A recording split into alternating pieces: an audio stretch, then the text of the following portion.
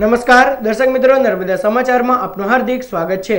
સૌપ્રથમ જોઈશું અત્યાર સુધીના મુખ્ય સમાચારો। ભરૂચના નર્મદા માર્કેટમાં તસ્કરોનો તરખાટ। ભારતીય વિદ્યા મંદિર શાળા અને ગોડાઉનમાં ચોરી કરતા તસ્કરો સીસીટીવી કેમેરામાં કેદ। ભરૂચ શહેર અને જિલ્લામાં સાર્વત્રિક વરસાદ। ભરૂચમાં એક તો અંકલેશ્વરમાં 1.5 ઇંચ વરસાદ વરસ્યો। ભરૂચ નગર સેવા સદનની આવતીકાલે સામાન્ય સભા મળશે। વિવિધ 50 કામોને મંજૂરી અર્થે રજૂ કરાશે। ચોમાસાની સિઝનમાં અંકલેશ્વરના મુખ્ય માર્ગો ધોવાયા। માર્ગો પર ભૂવાનું સામ્રાજ્ય, વાહન ચાલકોને અકસ્માતનો ભય। ભક્તોના દુખડા હરતા દશામાના વ્રતનો આજથી પ્રારંભ। 10 દિવસ સુધી દશામાની આરાધનામાં લીન બનશે શ્રદ્ધાળુઓ।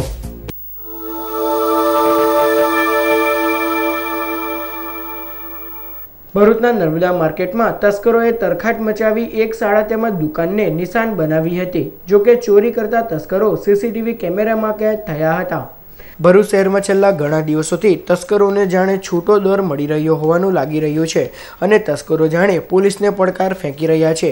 ભરૂચના જાણીતા નર્મદા માર્કેટમાં ગત રાત્રિના તસ્કરોએ તરખાટ મચાવ્યો હતો। નર્મદા માર્કેટમાં આવેલ ભારતીય વિદ્યા મંદિર શાળાને તસ્કરોએ નિશાન બનાવી હતી અને અંદરથી એમ્પ્લીફાયર તેમજ પંખાની ચોરી કરી ફરાર થઈ ગયા હતા।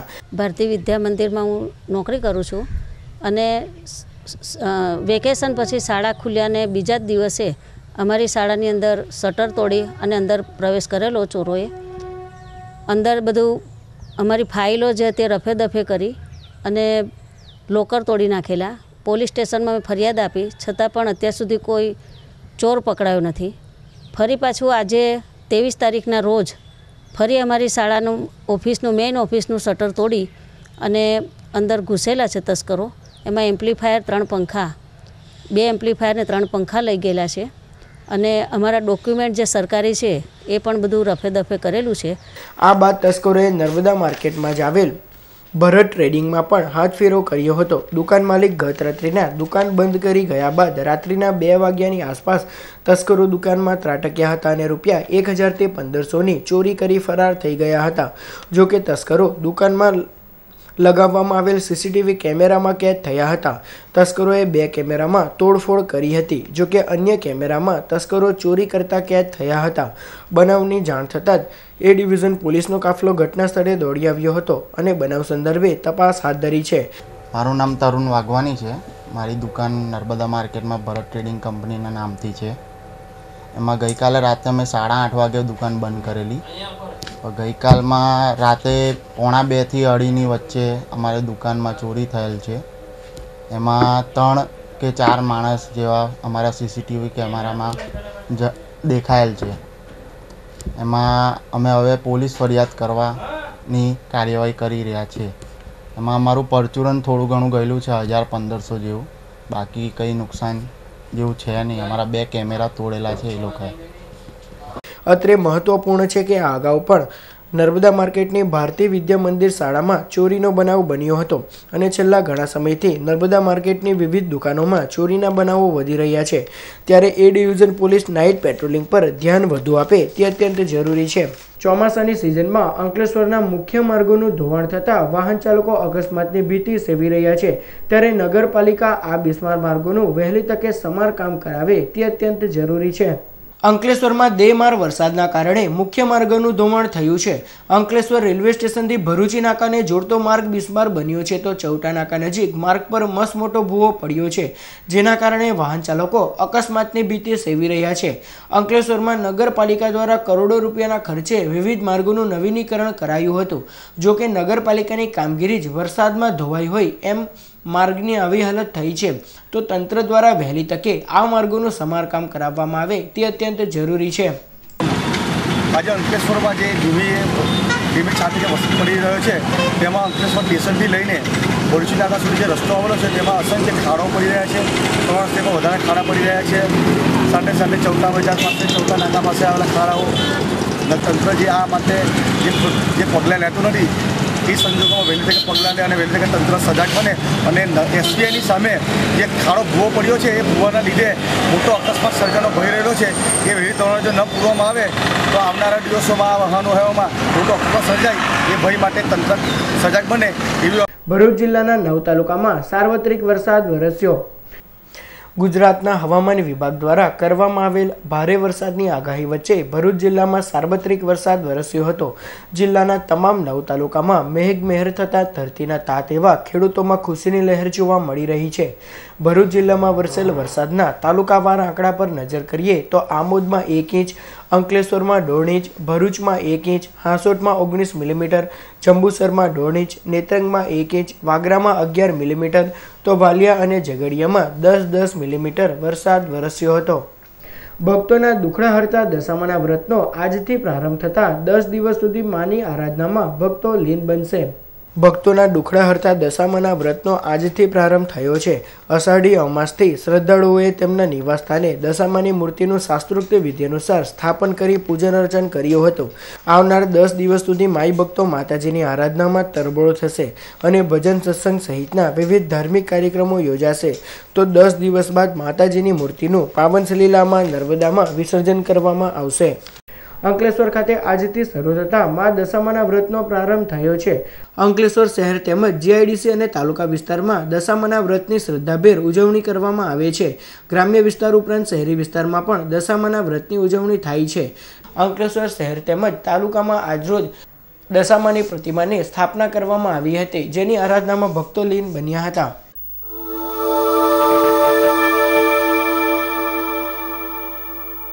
ભરૂચ નગર સેવા સદનની સામાન્ય સભા આવતીકાલે મળશે, જેમાં 50 કામોને મંજૂરી અર્થે રજૂ કરાશે.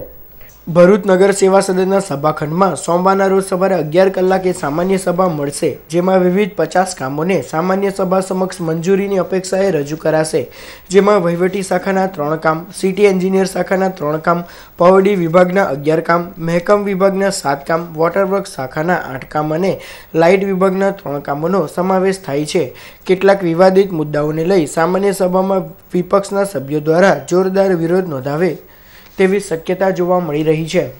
ભરૂચના નીલકંઠેશ્વર મંદિર ખાતે અખિલ ભારતીય વિદ્યાર્થી પરિષદનો અભ્યાસ વર્ગ યોજાયો.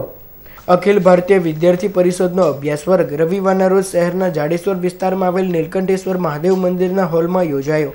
જેમાં ચેનલ નર્મદાના ડિરેક્ટર અને વરિષ્ઠ પત્રકાર ઋષિ દવેએ પત્રકારત્વ વિષય પર એબીવીપીના કાર્યકરોને માર્ગદર્શન પૂરું પાડ્યું. પ્રેસ નોટ રાઇટિંગ, પત્રકારની કામગીરી અને પત્રકારત્વનું મહત્વ સહિતના મુદ્દે એબીવીપીના કાર્યકરોને માર્ગદર્શન આપવામાં આવ્યું હતું. અત્યાર સુધીમાં મેં તમારી સાથે જે વાત કરી તેનો મૂળ ઉદ્દેશ્ય હતો કે આ યુવાનોને આ જે બધા વિદ્યાર્થીઓ છે તેને પ્રેસ નોટ કેવી રીતે લખાય, પત્રકારિત્વ શું છે, પ્રિન્ટ મીડિયા અને વિઝ્યુઅલ મીડિયા, 2 જાતના મીડિયા છે. એક અખબાર છે, એની સામે ચેનલો છે, બરાબર ને? જે પ્રિન્ટ મીડિયા અને અખબાર, પ્રિન્ટ મીડિયા અને વિઝ્યુઅલ મીડિયા એ કઈ રીતનું છે તેની તમને પ્રાથમિક થોડી જાણકારી જે મારી સમજ પ્રમાણે છે એ આપી અને એક નાની એક્સરસાઇઝ તમને હું આપતો જાઉં છું કે ભાઈ આજે જે આપણે આ આખો કાર્યક્રમ કર્યો, સવારની તમારી પ્રથમ સત્રની બેઠક તમે જે કહો તે બેઠકની એક તમે પ્રેસ નોટ બનાવજો અને તમારા જે હેડ હોય તેના અથવા સાહેબને આપજો. એમાંથી જેની શ્રેષ્ઠ થશે એ આપણે છાપાને મોકલી આપીશું. ભરૂચના જાદવ સમાજ દ્વારા ઉજવાતા મેઘ ઉત્સવમાં રવિવારના રોજ મેઘરાજાની પ્રતિમાની સ્થાપના કરવામાં આવી હતી. સમગ્ર વિશ્વમાં માત્ર ભરૂચમાં જ મેઘ ઉત્સવની ઉજવણી કરવામાં આવે છે. ભરૂચમાં વસતા જાદવ સમાજના સભ્યોએ 56ન્યા દુકાળ સમયે મેઘરાજાની મૂર્તિની સ્થાપના કરી હતી અને મેઘરાજાને રીઝવ્યા હતા. ત્યારથી આ ઉત્સવની ઉજવણી કરવામાં આવે છે. આજે દિવસના રોજ જાદવ સમાજ દ્વારા મેઘરાજાની મૂર્તિની સ્થાપના કરવામાં આવી હતી, જેના દર્શનનો ભાવિક ભક્તોએ લાભ લીધો હતો. ભરૂચની બોર્ન ફોર ડાન્સ સંસ્થા દ્વારા ડાન્સ કા જુનૂન નામની સ્પર્ધાનું આયોજન કરાયું. ભરૂચની બોર્ન ફોર ડાન્સ સંસ્થા અને વેલફેર ટ્રસ્ટ દ્વારા ગત રોજ જેપી કોલેજના સ્વામી અતુલાનંદજી ઓડિટોરિયમ ખાતે ડાન્સ કા જુનૂન નામક ડાન્સ સ્પર્ધાનું આયોજન કરાયું, જેમાં સ્પર્ધકોએ ઉત્સાહભેર ભાગ લઈ વિવિધ કૃતિઓ રજૂ કરી હતી. આ પ્રસંગે ભરૂચના ધારાસભ્ય દુષ્યંત પટેલ, આગેવાન મહેશ નિજામા, ભાજપના યુવા મહામંત્રી ઋષભ પટેલ તેમજ આમંત્રિતો ઉપસ્થિત રહ્યા હતા. કોઈ પણ કલા હોય એની સફળતા માટે 6 દ્રષ્ટિકોણ ખૂબ જરૂરી છે. એ કલા હોય, એ રમત હોય, એ શિક્ષણ હોય, કે કોઈ પણ ક્ષેત્ર હોય તો તેની માટે એમ કહી શકાય કે 6 દ્રષ્ટિકોણ ખૂબ જરૂરી છે. કોઈ કાર્યને સફળ કરવું હોય તો આ 6 ક્યાંક એક ખૂટતું હોય તો તમે એને સફળતા પ્રાપ્ત નથી કરી શકતા. ત્યારે જ્યારે અહીં આગળ કોઈ પણ એકેડેમી શરૂ થાય તો એકેડેમીની અંદર આ 6 ચીજ જરૂરી છે.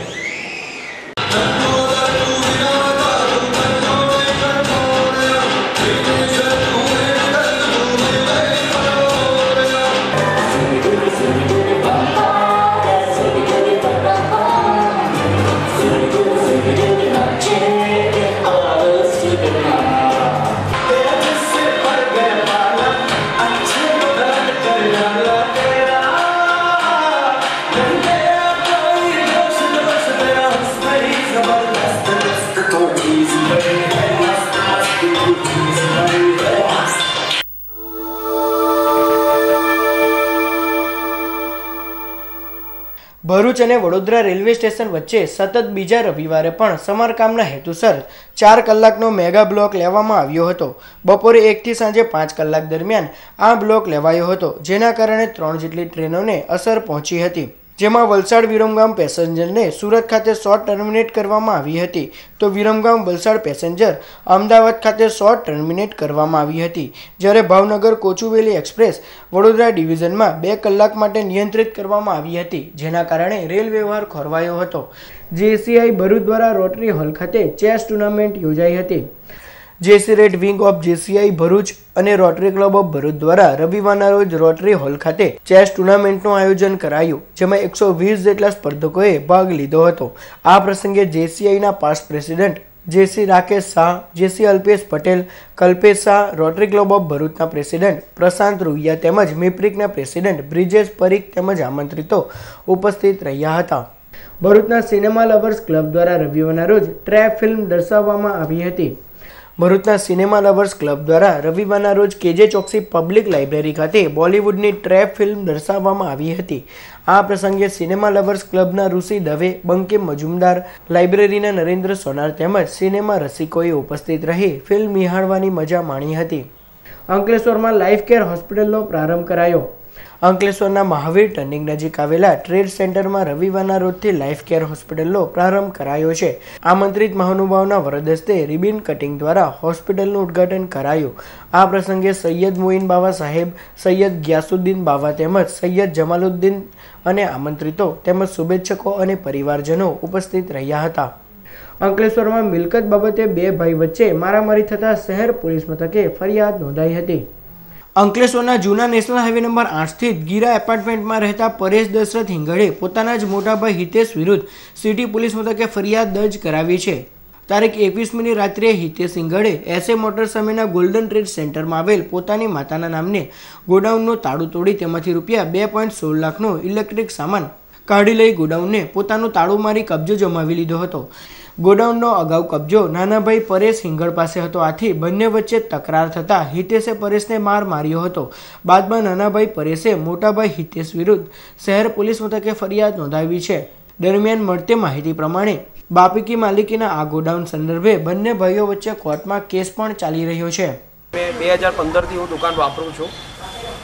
રાતોરાત મારા મોટા ભાઈ હિતેશ દશરથ હિંગરે લોક તોડીને બધું સામાન લઈ ગયા. પછી બીજા દિવસે મારો માણસ અહીં આવ્યો માલ લેવા, ત્યારે બાજુવાળાને પૂછ્યું તો બાજુવાળા એમ કીધું કે હિતેશભાઈએ બધું લોક તોડીને બધું સામાન લઈ ગયા છે. પછી હું ત્યાં ગયો તો મારામારી કરી ને પછી હું સિટીમાં સિટી પોલીસમાં ગયો. કેટલાનો સામાન? 2,16,000 રૂપિયાનો. દક્ષિણ ગુજરાત વીજ કંપનીના તાબા હેઠળના હાંસોદ તાલુકાના વિવિધ ગામોમાં છેલ્લા 2-2.5 માસમાં વીજ ટ્રાન્સફોર્મરમાંથી 2 લાખની ચોરી થતાં પોલીસ ફરિયાદ નોંધાઈ છે.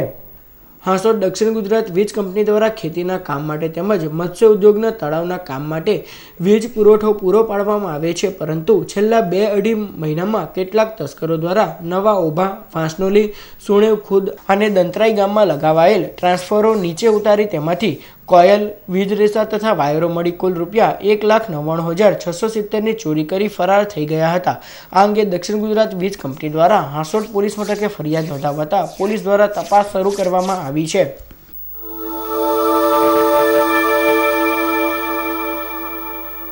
સમાચાર પૂર્ણ કરતા પહેલા મુખ્ય સમાચાર પર ફરી એક નજર. ભરૂચના નર્મદા માર્કેટમાં તસ્કરોનો તરખાટ. ભારતીય વિદ્યા મંદિર શાળા અને ગોડાઉનમાં ચોરી કરતા તસ્કરો સીસીટીવી કેમેરામાં કેદ. ભરૂચ શહેર અને જિલ્લામાં સાર્વત્રિક વરસાદ. ભરૂચમાં 1 તો અંકલેશ્વરમાં 1.5 ઇંચ વરસાદ વરસ્યો। ભરૂચ નગર સેવા સદનની આવતીકાલે સામાન્ય સભા મળશે। વિવિધ 50 કામોને મંજૂરી અર્થે રજૂ કરાશે। ચોમાસાની સિઝનમાં અંકલેશ્વરના મુખ્ય માર્ગો ધોવાયા। માર્ગો પર ભૂવાનું સામ્રાજ્ય, વાહન ચાલકોને અકસ્માતનો ભય। ભક્તોના દુખડા હરતા દશામાના વ્રતનો આજથી પ્રારંભ। 10 દિવસ સુધી દશામાની આરાધનામાં લીન બનશે શ્રદ્ધાળુઓ। તો હતા ત્યાં સુધીના નર્મદા સમાચાર। નવા સમાચારો સાથે ફરી મળીશું। નમસ્કાર।